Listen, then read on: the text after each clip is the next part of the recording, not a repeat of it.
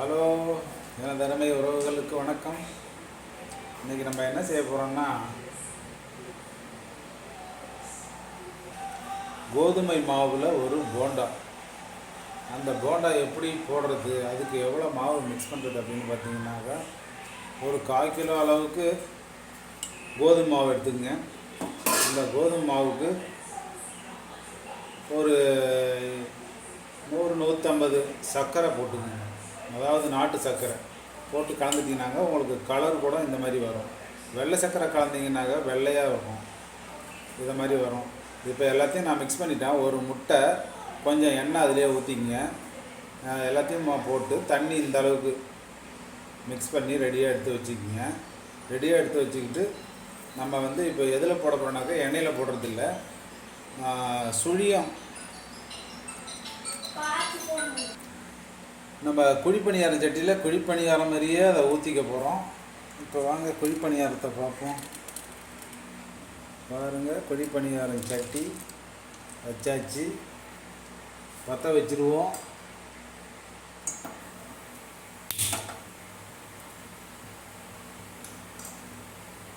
பற்ற வச்சாச்சு. எண்ணெயை தெளிச்சுக்குவோம். எண்ணெய் தெளிக்கிறதெல்லாம் சும்மா ஒரு ட்ராப் எண்ணெய் சரியாச்சு.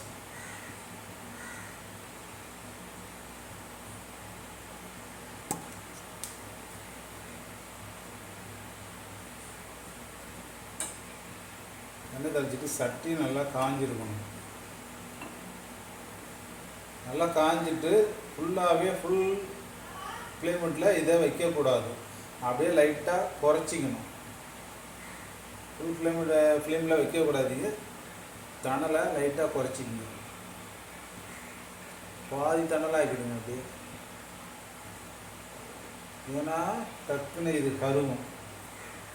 அதனால் கரைச்சி வச்ச மாவை இப்படி நல்லா நைஸாக இதை நல்லா நைஸாக குழைச்சிக்கணும்.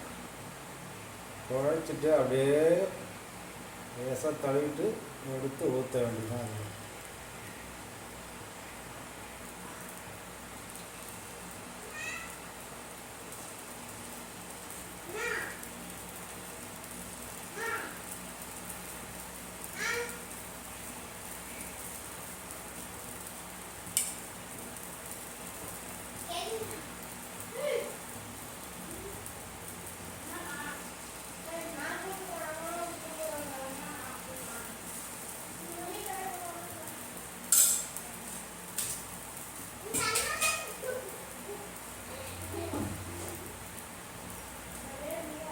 அவ்வளோதான், அப்படியே மூடுங்க கொஞ்ச நாளைக்கு. வாங்க இப்போ திறந்து பார்ப்போம். பாருங்க, இப்படி இருக்குதா. ஒரு சின்னதுக்கு கத்தி ஒன்று எடுத்துக்கோங்க, இதை மாதிரி ஒரு குச்சி ஒன்று எடுத்துக்கோங்க. அப்படியே இதை பெரட்டுங்க.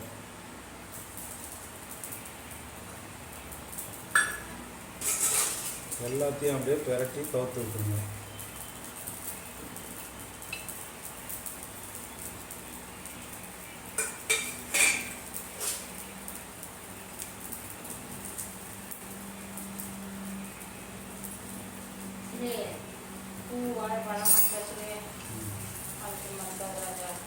வீடியோ எடுத்துட்டுருக்கோம் சார், கொஞ்சம் நாள் வேலை போடுங்க.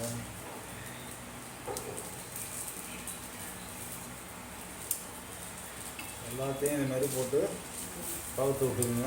கவுத்து விட்டுக்கிட்டு நீங்கள் அப்படியே கூட வச்சுருக்கலாம், இல்லைன்னா செத்தனையும் மூடலாம். இது உங்கள் ஆப்ஷன். இப்போ வெந்திருக்கோம், வாங்க எடுத்துடலாம். சூப்பர், பாருங்கள் எப்படி வந்திருக்குன்னு. எடுத்துடலாமா? நாங்கள் எவ்வளோ செஞ்சிட்டோம் பாருங்கள். இப்போ இந்த மாதிரி இருக்கும், பார்த்துங்க. அப்படியே எடுத்துடலாம். நானும் ஏற்கனவே செஞ்சு முடிச்சிட்டேன், அதனால் லைட் வேலை அடுப்பு ஆஃப் பண்ணிக்கிறேன். இந்த மாதிரி அழகாக செஞ்சு எடுத்துக்கலாம். சாயங்கால நேரத்துக்கு எல்லோரும் ஃபேமிலியோடு சாப்பிடலாம். இதுதான் குழி பணியாரம் கோதுமை மாவில் செஞ்ச குழி பணியாரம். சூப்பரா பார்த்தீங்களா? அப்படியே சும்மா புஷ் புஷ்ன்னு கை சுடுது பயங்கரமாக. அப்படியே சாஃப்டாக இருக்காரு. ஐயோ என்னால் தொட முடியல. இது கொஞ்சம் ஆர்வம் இருக்குது பாருங்க. அப்படியே புஷ் புஷ்ன்னு இருக்கு ஒரு அமுக்குனா. சூப்பர். நீங்களும் செஞ்சு சாப்பிடுங்க.